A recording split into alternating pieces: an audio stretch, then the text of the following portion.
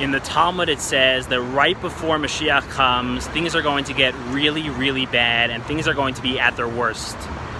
And it says that right before he arrives, chutzpah is going to become widespread and commonplace. Worldwide, there's going to be an unprecedented amount of disrespect and unbridled audacity and just plain old chutzpah. Additionally, says the Talmud, that right before Mashiach comes, nobody will accept anybody else's criticism. We will have created such a culture and such a society where nobody will accept anybody's criticism or anybody's critique.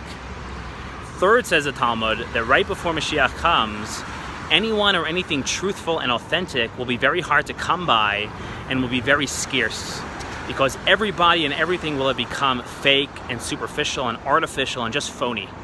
And number 4, says the Talmud, that before Mashiach comes, the youth will no longer respect their elders. The young generation will have no respect for and no regard for the older generation. And number 5, says the Talmud, that before Mashiach comes, the government will turn to heresy. The government will undermine God and all religious values. And number 6, says the Talmud, that right before Mashiach comes, there will be a sore lack of leadership and we will have no true leaders. And all the leaders that we have will resemble dogs. And the Talmud says that when you see all of these things, all these terrible things happening all around you, you should know that it's a sign that Mashiach is about to come. Mashiach is about to come through the door. Mashiach is about to arrive. And there are 2 ways to look at it. Why is it that specifically when we hit such a low, specifically when things get so bad and so out of hand, that's when Mashiach's going to come? And the first, very basic, very simple way to look at it is that when things get so bad, when things become so desperate, when we hit such a low, so God has, so to speak, no other choice but to play his trump card and to bring Mashiach and to save the day. But the second, very revolutionary way to look at it is that this low which the Talmud describes, and this terrible state of affairs worldwide which the Talmud describes, is actually the smoothest and the most natural transition into the era of Mashiach. And you should look at all of human history like a circle. And when the world was first created, when the world was beautiful and pure and perfect, that was like a taste of Mashiach. But then with the first sin of Adam and Eve, we fell and we got a little bit further from that perfect state of existence. And then as time went on, with every additional sin, we got further and further and further away from that state of perfection, until now, at the end of human history, at the end of Golus in 2020, at the end of the circle, we are at the opposite extreme. We are at our lowest point. We are at the furthest point from the perfection where the world started at.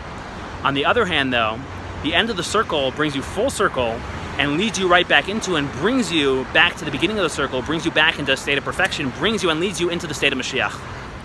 Because in general, always 2 extremes in a circle and 2 extremes, while they're going to be polar opposites and while they're going to be opposite extremes and therefore they're not going to resemble each other at all and they're going to be total opposites from each other, 2 extremes always share many similarities and have a lot of things in common.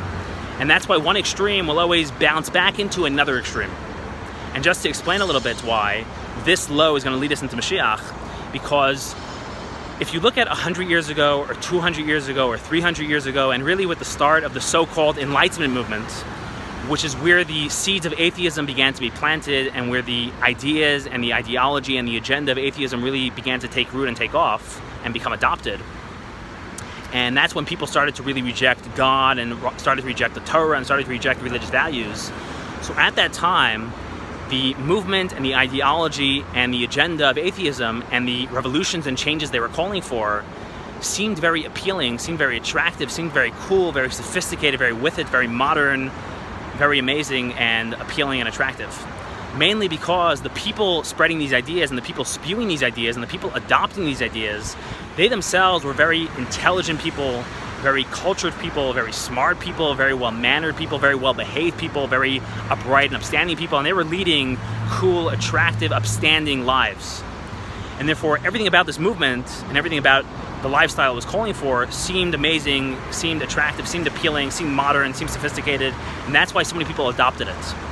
It's only now in 2020 when the ideology and the agenda of atheism has been taken to its full conclusion, has been taken to its natural conclusion, only now is it becoming obvious for the first time to anybody with a brain in their head how dangerous and how poisonous and how evil and how insidious the atheistic agenda is and the atheistic ideology is. And that if you take God out of the picture, if you take God out of our schools and out of our society will begin to collapse, our society will begin to crumble. And everything will become twisted, everything will become convoluted, everything will become backwards and become twisted. And our thinking will become twisted, our values will become twisted, up will become down, down will become up, good will become bad, bad will become good, light will become dark, dark will become light. And people won't be able to think straight anymore, people will become brain dead, society will become brain dead, and society will become morally bankrupt. And therefore, the greatest and strongest arguments for Mashiach, the greatest and strongest argument for a godly world, for a Torah world, for a Mashiach world based on the values of Torah and Chassidus is actually a world totally devoid of God, totally devoid of Torah values, totally devoid of religious values. Because in such a world, when society and life becomes so empty and so meaningless and so convoluted and so backward and so twisted, anyone standing there, anyone looking around, anyone with a brain in their head, anyone with eyes, just has to take one look and they'll be like, ugh, this is so backwards, this is so twisted, this is so convoluted, this is so disgusting, this is so unsustainable, we don't want this anymore. We want Mashiach to come, we want Mashiach to implement the Mashiach vision and the Geula vision and to build a new world based on the values of Torah, based on the values of Chassidus, to build the Mashiach world. And therefore when Mashiach arrives and Mashiach shows up in 2020, when Mashiach stands on the roof of the Beis Hamikdash, he's going to get a standing ovation. Everyone is going to come running to him, everyone's going to come flocking to him, everyone's going to say, Mashiach, please, we're going to beg him to implement the Geula vision, to implement Mashiach's vision and to build a new Mashiach world, a perfect world, based on the vision of Torah, based on the vision of Chassidus, a godly world, a beautiful world. So Mashiach now, God bless you and have a wonderful day.